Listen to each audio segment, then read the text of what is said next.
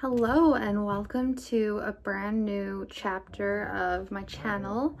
So we are going to be starting ADHD Reads, and today we are going to be reviewing and rating the books that I read throughout June, which are all under the thriller category.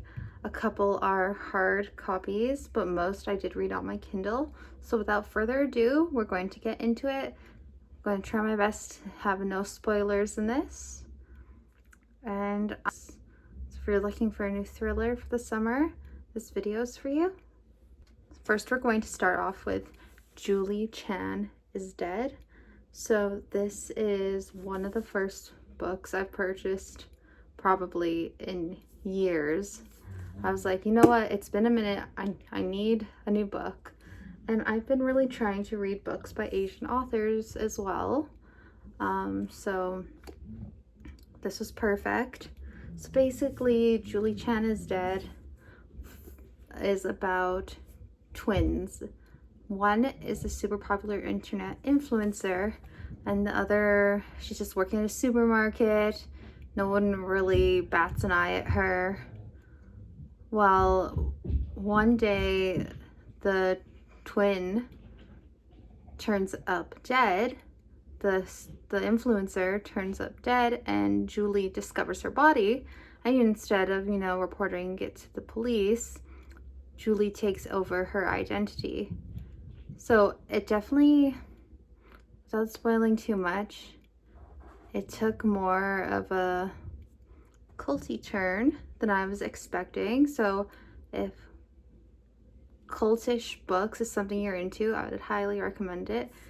It's definitely a thriller because, at any moment you don't know when or if someone's going to figure out who she really is.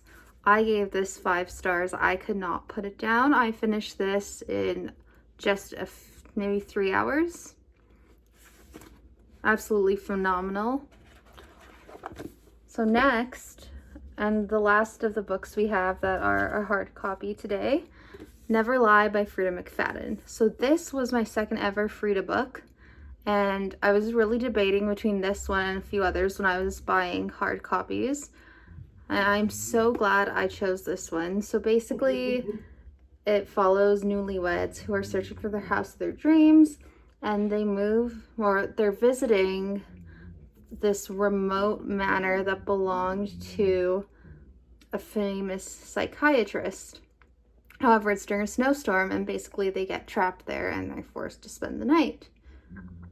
While they're stuck there, the female character discovers a collection of tapes of the psychiatrist's sessions, and she starts listening to them, which reveals some interesting things that the main character then tries to figure out. The plot twist in this hit me so hard, and that was quickly followed by another plot twist. I'm not going to say when these occur in the book because I don't want to spoil too much, but definitely kept me on my toes. I really wasn't expecting the direction this book took. Absolutely recommend it. If you have not read a Frida book, this is definitely a good one to start off with. Gave this one 5 stars. So going on to books I read on my Kindle. So Natural Beauty by Ling Huang. So when I downloaded this on my Kindle, I was under the impression that it was kind of a comedy thriller. I wasn't going to take it too seriously. Basically, the idea is this girl with Asian heritage, she becomes friends with this girl who works for a really high-end beauty company. And again, without giving too much away, this beauty company, they don't just specialize in, your usual run-of-the-mill like skincare treatments. They have more experimental treatments, is what I'm going to say, that are all to do with aesthetics and looking your best. or what is considered stereotypical beauty standards. That is what this place tries to put onto their clients. So the book starts off fun and it quickly takes a dark turn.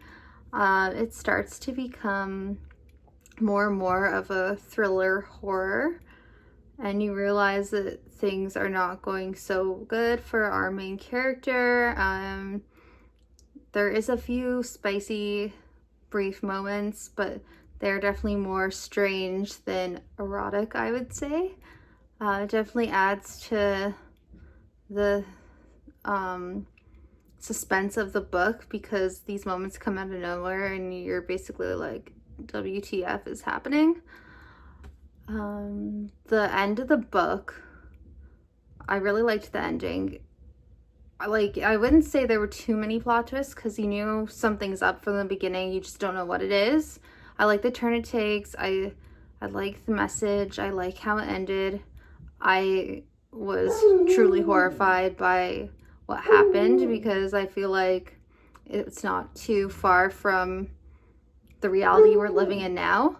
So something like this is definitely possible, in my opinion. So I gave that one 5 stars. Next we have Don't Let Her Stay by Nicholas Sander. So basically there is a couple who just had a baby, and they take in the husband's grown-up child from another marriage. She's coming to visit, stay a while because she wants to get to know her new baby sibling. But there's something off about this daughter, and the main character just can't put her finger on it. She's convinced there's something going on. Something's not right here. However, the husband, the girl's father, is totally oblivious to it. This takes quite a dark turn as well. There's a few plot twists that follow in quick succession, which really, I wouldn't say they threw me for a loop, but they were quite shocking. You know that there's probably one of 2 people who are the bad guy in it, and it definitely plays out a bit. I can't describe it. You think you know who the bad guy is, and then it takes another turn. You're like, okay, I was wrong. But then it takes another turn, and you're like, oh my goodness. And that probably goes on for a while, and you're racking your brain wondering who the hell is the actual bad guy in all this. And the way it wraps up, chef's kiss. I did give this one 4 stars just because I felt the ending was a little rushed, but definitely would read again. Next we have another Frida book. So this is The Inmate. So this follows a brand new nurse practitioner. She's starting her job at a high security prison, because where else should you start your first job than a prison? And one of the inmates is her high school sweetheart. She is the one who put him in prison. Her testimony is what sent him to prison. And he, to her knowledge, doesn't know that. So she's absolutely terrified. She also, I don't want to give too much away. Well, let's just say him being there turns out to be the least of her problems. Or so it seems. A lot goes on. There is a lot of attempted unaliving and references to past unaliving in this, and you're left for the majority of the book wondering who the heck is the unaliver. Is it the person in prison, which would be the obvious choice, or is it somebody else? And you're almost choosing sides between the person in prison and another character, and you don't really know who to root for. And then the ending comes as quite a shock. I would give this one 4 stars. And we have another Frida book right after that, Want to Know a Secret. So this, it starts off quite cozy. It follows a vlogger, and she runs quite a successful YouTube channel around baking. It's really wholesome. And she starts getting, at first, they just seem like a hoax. These text messages from an unknown number, basically saying, oh, I know this and this about you, but this texts start to get more threatening, bringing up secrets from her past that possibly nobody else would know. They start commenting things on her channel, airing out her dirty laundry. She also lives in a very affluent neighborhood, so everyone is trying to keep up appearances. This one, I felt the ending felt a little random, I guess. The reveal is definitely a plot twist about who was sending her these messages, but it just seemed to come out of nowhere, and like that Frida was trying to kind of come up with a ending really quickly. It felt like things were rushed, but it was still a really gripping book for the most part, so I gave this a 3.5 star. So next was Keep It in the Family. So this was my first John Marr book, and I've heard a ton of booktube people raving about John Marr. So this follows a couple who have moved into a house, and the wife finds some strange things inscribed into the house. I don't want to say exactly what's written there. And they basically start to uncover that there were some horrible things that took place in this house. And the wife keeps digging, even though the husband and his family want her to leave it alone. And you know that there's something sinister is still happening, based on some clues that the wife finds. And I like that the book switches between multiple POVs. You're left, including from the POV of the unaliver, so you're wondering through the whole book, who is it? I definitely was shook when I found out who it actually was. I had my suspicions, but it was a totally different person. And the ending was another plot twist. Like, it ended on a plot twist, which was fantastic. I gave this 5 stars. So next we have Such Quiet Girls by Noelle W. Eiley. So Such Quiet Girls basically follows a school bus driver who is driving some students from this daycare facility in a bus, obviously. And long story short, they get taken hostage by these masked men, and they are put in a storage container underground. They only have limited air supply, limited time to get out. They are being held ransom. And the kidnappers basically have really underestimated the children and the bus driver that they have decided to take hostage. And the book takes place over the course of, I want to say, 30 hours. And you are wondering what the fate of these children and the bus driver is going to be. Are the kidnappers going to do something even more horrible to them? It kept me on the edge of my seat. I couldn't stop turning the pages. I had to know what the outcome was going to be for these children. Were they going to be found in time? Were they going to escape? What is going to happen? What was the motivation for them being kidnapped? Yeah, I would say it was very, very suspenseful. It was fast-paced. I felt like there was never a dull moment. It kept my adrenaline going. I gave this 5 stars. You Killed Me First. So my second John Mars book.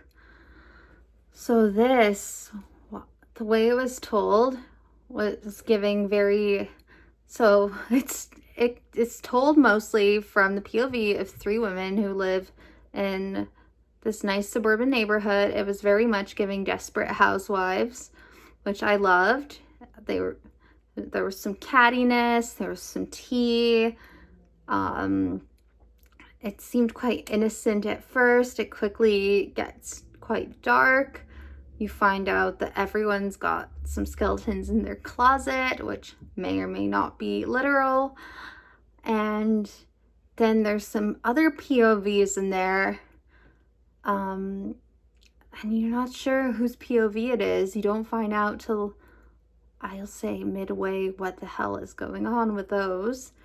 And, well, I didn't even say what the plot is. So it starts off, so it's told from these three women's POVs mostly, but the very first chapter starts off from an unknown character's POV, and they are trapped inside a bonfire.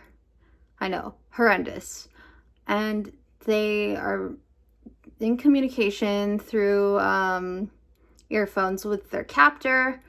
They're not really, you find out that they know why they're there, but as you're reading through everyone's POVs, at least me, I had no idea who the heck was trapped in this bonfire, who held them captive, what was happening, until, like I said, halfway through the book, things start piecing together, and you think, okay, it's all figured out. We still don't know who's in the bonfire, but there are pieces adding up now. But then it takes a turn and another turn and another turn. And the way it ended, it was really poetic for me. That the ending too was quite jarring. I wasn't expecting it to go in that direction. 5 stars.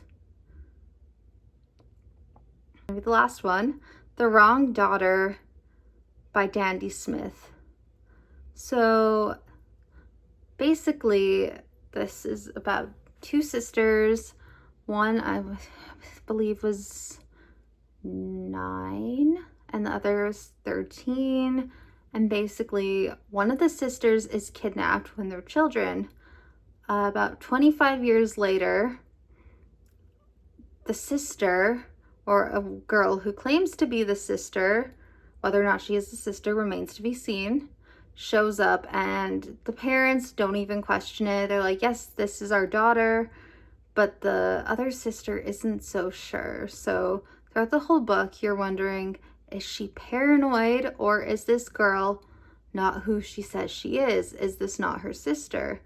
And it's told from the sister who wasn't kidnapped. It's mostly told from her POV, but there's another POV thrown in there, and you're left to wonder, who is this person? Because as far as you can tell, the other POV never crosses paths with the main character. So you're like, why is this in here? And then towards the end, you figure out why that POV's in there, and like, it's tying together. But the way it ended, and finding out the fate of the sister who was kidnapped, and you know, who the bad guys are in the book, it felt kind of rushed, and there was too much going on for me. I felt like Dandy Smith tried to put too many plot twists in there. In the last quarter of the book, there was just too much going on. I felt like it was way too unrealistic. So I gave this one 2.5 stars. To end it on a negative note, that is the 10 books that I read in June. So leave a comment down below with books that I should be reading in July. I'm very much into the thriller series.